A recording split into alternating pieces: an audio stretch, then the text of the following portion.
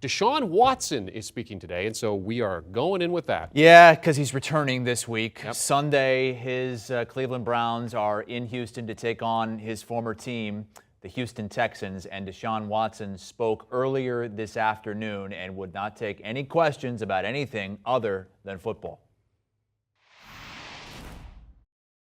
I'm excited to be back around my teammates. I also want to thank the Browns organization, the ownership, my teammates in that locker room, all the coaching staff for all the support that they had for me, especially my time away. I also want to thank all my trainers, all my personal trainers outside when I was going away who helped me stay in shape, grind to put in the work so I'm prepared when I come back. Thank also T3 performance trainers who was out there throwing with me with my time away. I also want to thank all the Cleveland fans in the city of Cleveland for, embracing me, but also helping me adapt to the community. It's been awesome. It's been great, being out, going to dinner and social places, being able to hang out with some of the fans and interact with them.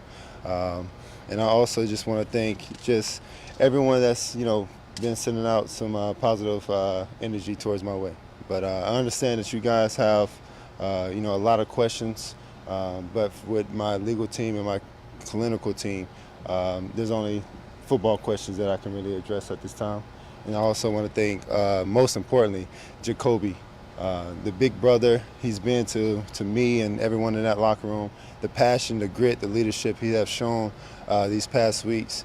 Everyone has seen it. I mean, he's the ultimate guy that everyone wants to, follow. So he's been awesome for me. Our relationship has been great. The bond has been great, and we're going to continue to grow from there and, help win some more football games for the Cleveland Browns. So I'm open to answer any football questions. Tom? Deshaun, part of your agreement with the league was to undergo counseling and therapy while you were away. What did you learn about yourself during that time, and how do you apply that to now and going forward? I respect your question, I understand, but that's more in that phase of clinical and legal stuff, and I've been advised to, stay away from that and keep that personal. Tony? Sean, here's a football question. Ed, I'm sorry. I'm gonna call. Oh, you on are. people. Sorry about that. Thank you. Go ahead, Tony. Thank you. Sean, how do you feel about playing your first game in Houston? I'm excited. I'm excited to just play football in general in front of Cleveland Browns fans, but also in front of some of the Houston Texans fans. I respect the whole organization of the Houston Texans. I respect the McNair family. I respect everyone that was there that drafted me in 2017. There's been great memories, fun memories. I still have a home in Houston.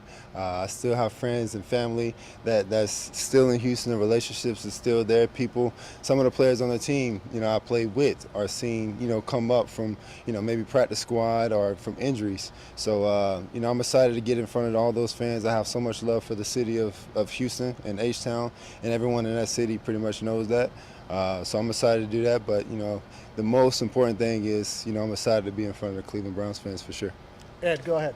Oh, okay. This is a football question. It also ties into some of the other stuff, but it's football related. So what do you say to fans who might still believe, after all this happened, that Deshaun Watson should not be the face of an NFL franchise? What do you say to those folks? Like I said, I'm focusing on football. That's my main focus is football and preparing to be the starting quarterback for the Cleveland Browns so I can execute the game plan to try to get a win this Sunday. Scott, you get. Deshaun, was it important to you to come back for this Texans game when you agreed to that settlement? No, I was just trying to whatever I can do to play football in 2022. So, most of the settlement stuff with the NFL was mostly my agency and legal team. I had no control. My main focus was doing everything I need to do so I can play this year. And what do you think the reaction or atmosphere will be like?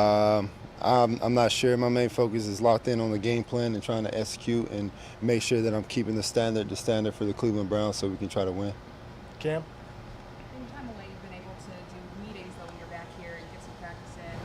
Training while you were away too. Is there a part of your game that was a focus for you, wanting to step it up, get right when you get back here? I think my biggest focus was the mental part of the game. Staying locked in on defensive schemes, staying locked in also as much as I can with the scheme that we have here with the Cleveland Browns and with Kevin. So trying to watch from afar and learn and see what Jacoby is seeing on the field. During every Sunday, I watched every game like I was preparing myself to play. I kind of knew exactly what was going on. I wasn't in those meetings early on in the year, but once I was able to be in those meetings, I was basically preparing like I was the starter that week, asking Jacoby questions, what he see, and the different things that he experienced during the game. So I think that was very, very helpful. That was Deshaun Watson speaking today after serving his 11-game suspension for violating the NFL's conduct policy, facing 2 active lawsuits alleging sexual misconduct. He did settle 23 civil suits and faced no criminal charges for those, returning this week against the Houston Texans, a team he starred for. 28 wins, almost 15,000 passing yards, and 104 passing touchdowns. That game between the Browns and Texans, 1 o'clock Eastern Time, Sunday on CBS. Do you want a sports network that delivers everything that matters about the game? The highlights, the picks, the instant analysis, no yelling, no fake debates, no politics. Hit the subscribe button and never miss a moment.